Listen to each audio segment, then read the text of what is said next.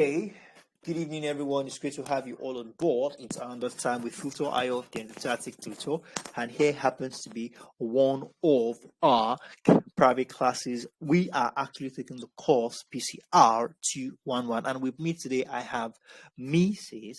Debra, and we are taking the course PCR211, and we are taking it from what it means by the genesis of education. With me here today, with Miss Weber here, we are going to be discussing what it means by the genesis, more like how education evolved. Miss Deborah, it's great to have you on board. I hope you have your writing materials with you, ma. Yes, Tutor Ayo.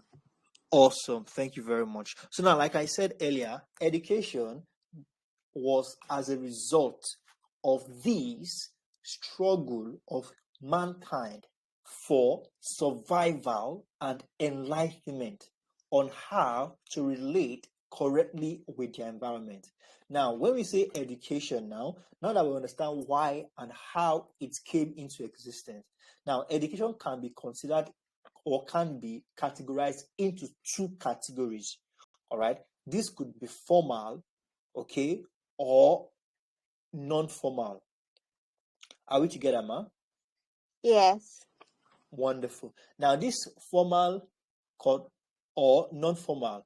Now, when we say non-formal could also be informal. What's generally known is informal and formal education. So, informal could also be non-formal. Is that clear, ma? Yes, sir. Wonderful. So now, when we say formal education, when we say informal education, what are we referring to? Simple and precise. When we say formal education, all right, or when we say informal education, now let's take it from informal education. Informal education refers to the general social process by which human beings acquire knowledge and skills. Now, let's underline the word general social process. When we say something is general, does it mean that that thing has a formal standard? Does it mean that that thing has a formal routine when we say general, ma? No, it doesn't mean. Awesome. Now, this is to tell us that it is when we say informal or non-formal is general. You cannot say this is the standard. You cannot say this is the pattern. You cannot hold it, or you cannot limit it to, or you cannot relate it to a particular yardstick or model. That is informal for us. Okay, so now here it's also a learning process.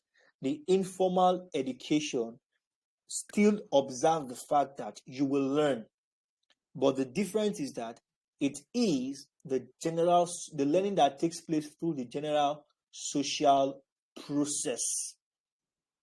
Okay, so informal education is the learning that occurs through the general social process.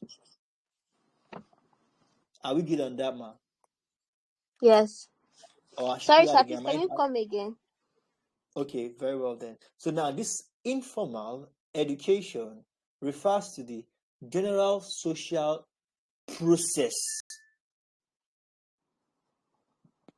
The general social process by which human beings acquire the knowledge and skills needed to function in their culture.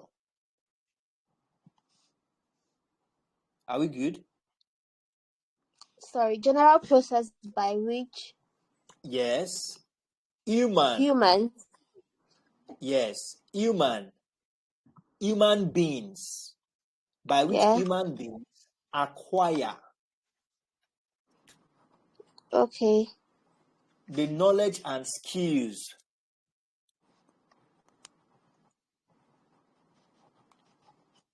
Are we good? Yeah. Acquire the knowledge and skills needed to function in their culture. So now you need to underline this general social process. Underline those three words, ma. General social process.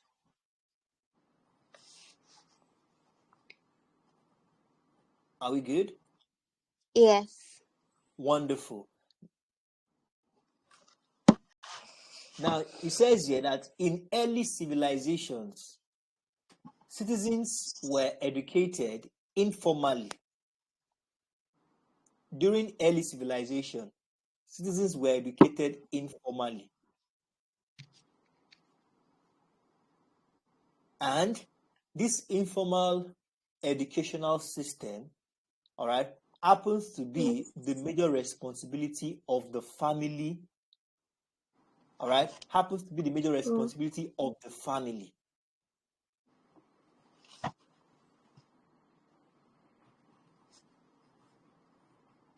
Okay?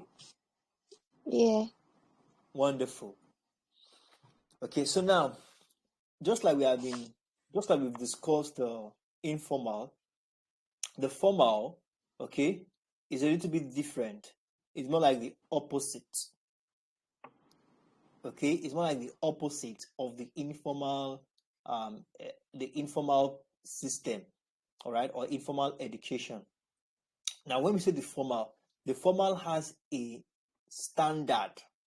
Okay, it follows set of principles and rules.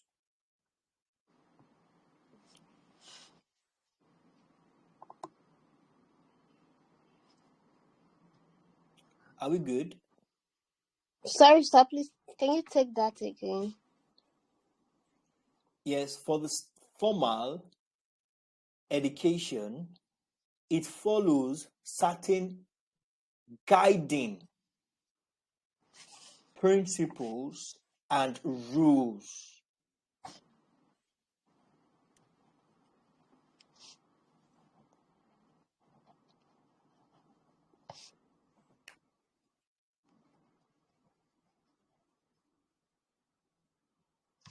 Are we good? Yes. Good. Now it says here,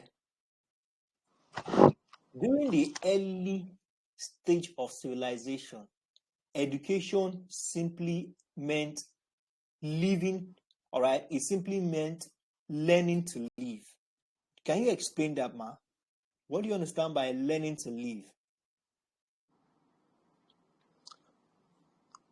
Okay.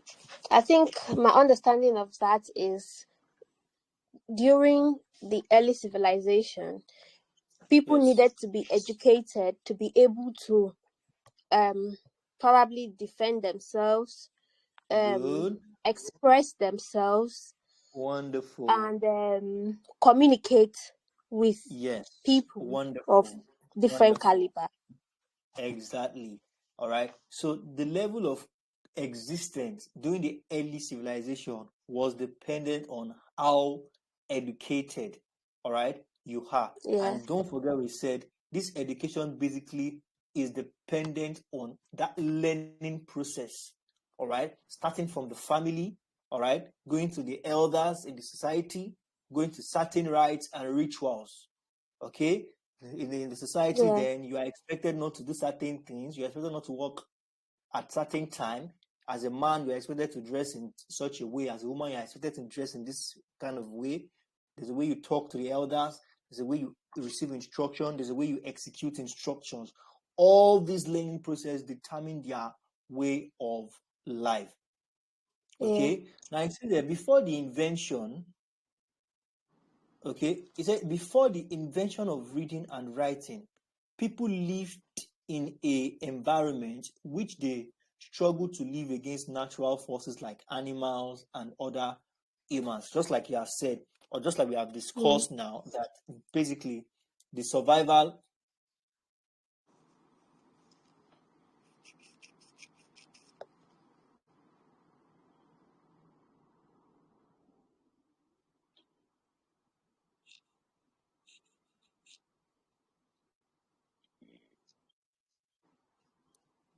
Can you hear me? I can hear you now. Awesome, awesome. So we have that as that.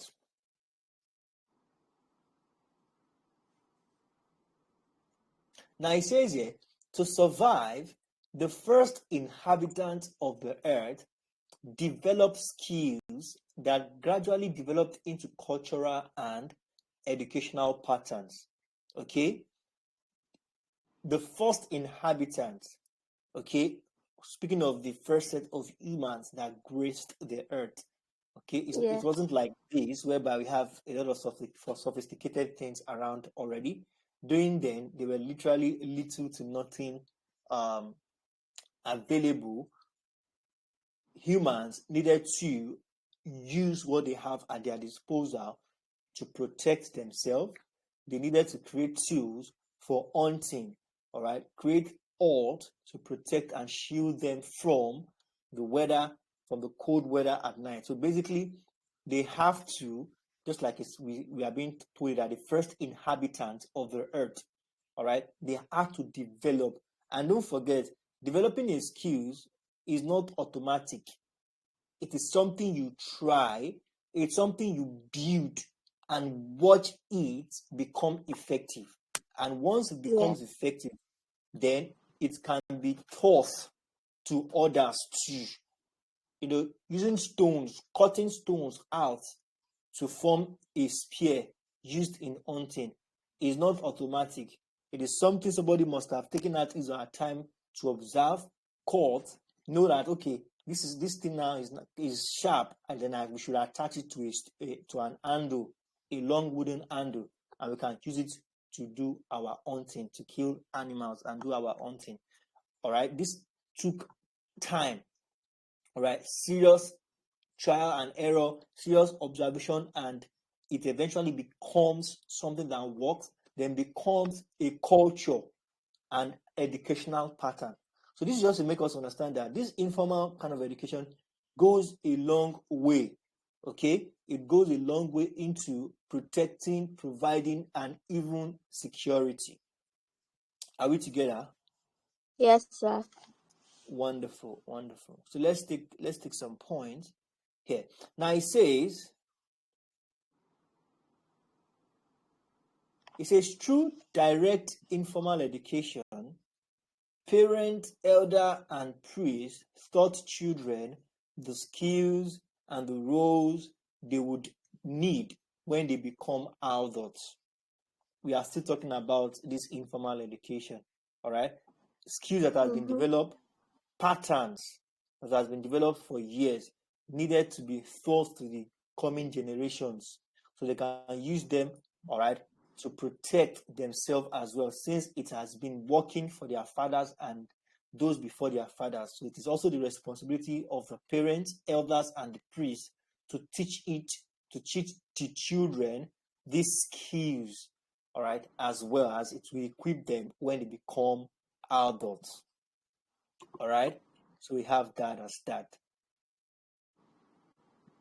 So all these things happens to be the kind of educational pattern before the introduction of written language. And later on, human beings created a written language and made the great leap for literacy.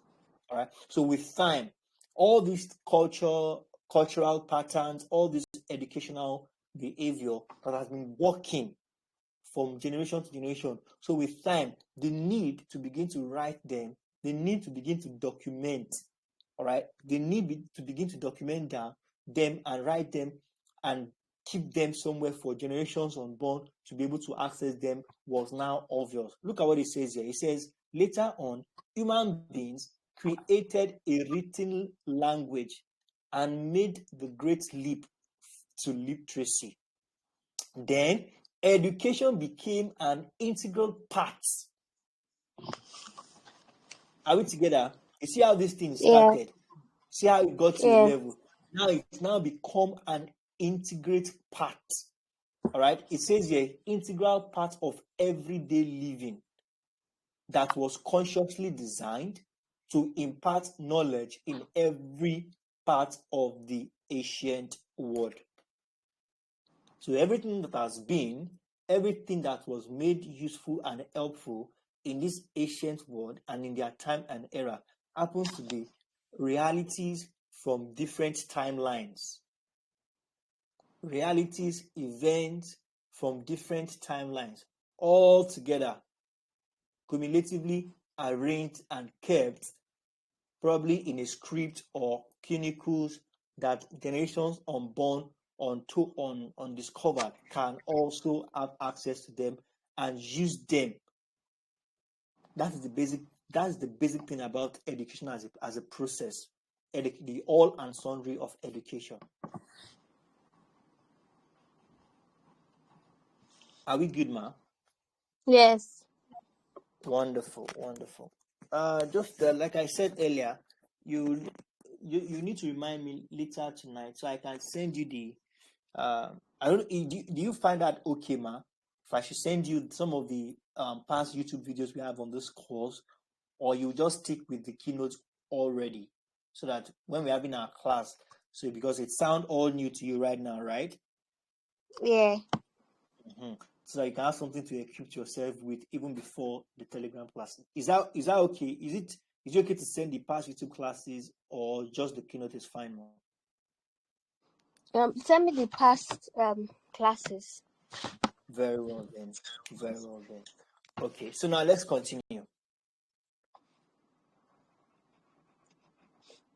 Now it says here that in ancient Egypt, priests in temple, all right, priests in temple, schools taught not only religion, but also the principle of writing, the sciences, mathematics, and architecture. Now, when we say not only religion, don't forget that even in religion, it was passed down from one generation to generation. And there's a lot to be learned. The same way we have religion being taught by priests in the temple, these same priests still teach on how to write. They teach sciences. They teach mathematics and architecture. Now, all these different things that they are teaching, do you know that they are all different fields on their own, different fields with different realities, with different knowledge, with different experiences. Are you getting the point, man? Yes, sir. So it's not just religion being taught by priests. For you to know how important this thing we call education is, it goes far way back then in ancient Egypt, that apart from religion being taught by priests in the temple, they still teach their congregation how to write. All right, priests are knowledgeable in sciences. They teach people sciences. They also teach people mathematics and architecture.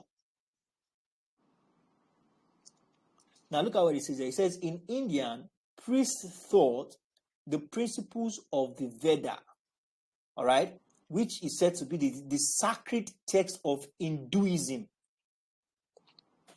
Teaching of architecture, mathematics, sciences, religion, sacred text of Hinduism. What are all these people trying to do? They are trying to teach their people, all right? They are trying to increase their horizon on education. So you see, when you said when you give that very first definition, that education is how to read and write. Now, do you understand better that education now goes beyond just reading, all right, and learning how to write? Do you now see that it goes beyond that? Yes. Thank you very much. Okay. Now, it says here that as civilization became more complex, education became more formal. Can you explain that, man? Can you shed more light into that? As civilization became more complex, education became more formal, structured, and comprehensive. Okay, I think I would say, in my understanding, as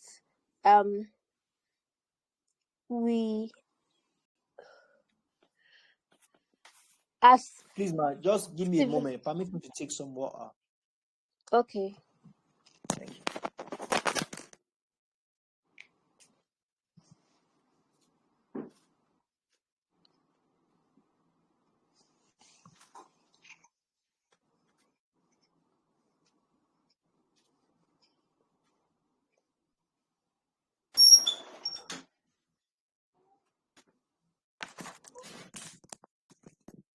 Okay, I'm with you now. Okay. I would say, to my understanding, it means as civilization evolved, Yes. education became the order of the day. Mm. Because as civilization is evolving, Yes. everybody needs education, right from the ancient Egypt to India to our days now. Education became more formal and more compulsory.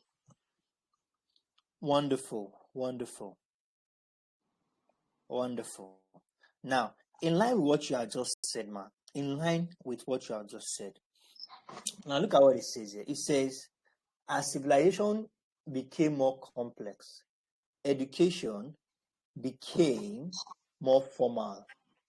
Now, like we said earlier, where the early days of civilization, Yeah. education was more of nobody can really be held responsible for passing down knowledge. Like Yeah. it was not really the responsibility of an individual or a particular body. Like when I say Yeah. responsibility, like the sole responsibility that what this person or what this body or what this group or what this institution is about is to provide structured, well organized, and effective communication. That was how it was. So it was a thing of, let's say, for example, you are from a family, your family will teach you certain things. All right. Your Yes. mother, your father, your older brother, your elder sister, they will all teach you that, okay, these are the things you are expected to do in the house, your home chore, you respect your elders, you be kind to your neighbors. Those are kind of education you get from the home. And as you Mm. evolve as you grow from your house, elders in your community, there is a point at which they contribute their own input as well. All these things are more like social factors. But as civilization evolves, just like you said, and things begin to change, now it is no longer enough to leave that responsibility of education into the hands of The family, parents. parents, your nephews, your cousin, your relatives, or your elders. No. So it's now more of a body. It's not even enough that one person like the priest, just like we saw in ancient Egypt, that the priest, apart from teaching religion, the priest will teach sciences, mathematics, and architecture. It is no longer enough. Now, the way it is now, we cannot have a particular body that what they do is the teaching of the passing of knowledge on one particular thing. It could be mathematics, it could be theology, it could be architecture, it could be anything. All right. So it's no longer one person taking all this. It's now individuals, institutions taking particular, all right, taking the Yeah. responsibility of teaching a particular, of taking a particular educational process. Now it is more structured. All right. It is now formal. Now, okay, if you need proper understanding on architecture, this is the body responsible. If you need proper planning on management, this is the body responsible. If you need proper planning on security, this is the body responsible. It is now formal, well organized, and well structured. So that's what it means basically. That as civilization became more complex, education become more formal. Please take note of this. Have you written it down? As Let me write it. civilizations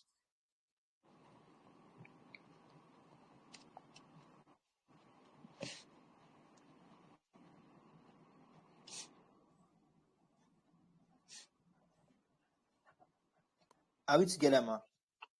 Yes. As civilization became, excuse me, as civilization became more complex, education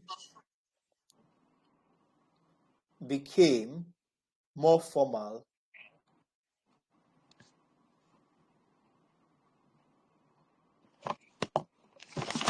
All right. Structured,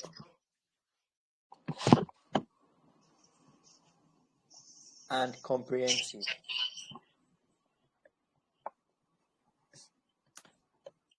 Okay. So lastly, it says here, now just like what we have said, now look at this. Initial effort of ancient Chinese and Greek society concentrated solely on the education of males. Now look at look at this, just confirms what we are saying, that because of civilization, education now is now more formal, structured, and comprehensive. According to now what the ancient Chinese began, all right, according to what the ancient Chinese introduced about educating the male in the society.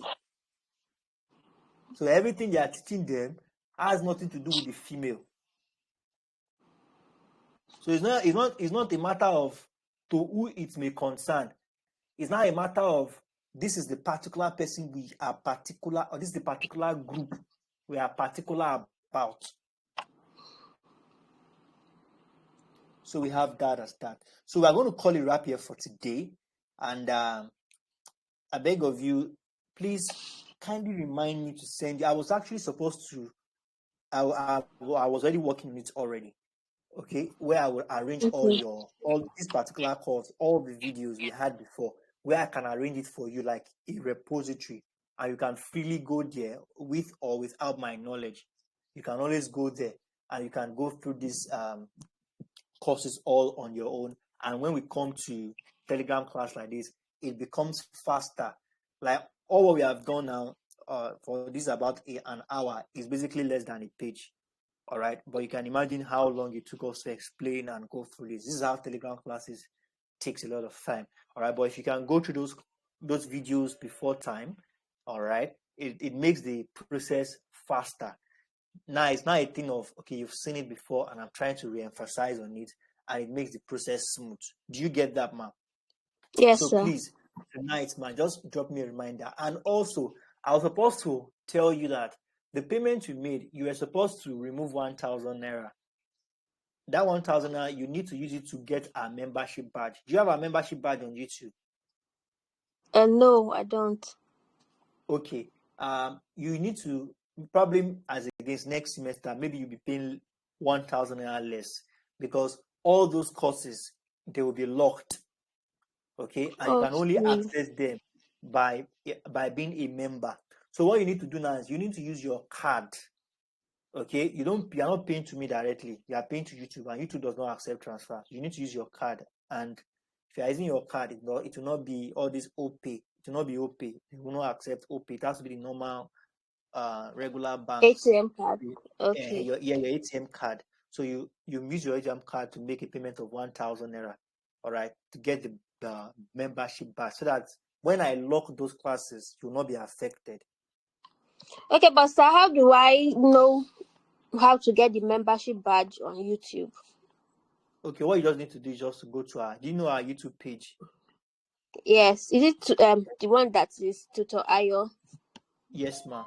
Tutor Ayo on YouTube. When you get there, you find that join button where you can join. Okay. So when you click on join, it will show you the offers. Okay. And if even though it's not the 1,000 naira you want to do, you can. I think we have 1,000 naira, we have 6,000 naira. If it is 6,000 naira you are doing, that means you pay next month. You pay less by 6,000 naira, so it's still almost the same thing. But the most important thing is you get the badge, so that you will not be restricted from accessing those videos. Okay, sir, no problem. Thank you very much, ma, and I'll be seeing you in tomorrow's class. Have a wonderful evening. Bye for now, ma. You too. Bye. Bye. Thank you.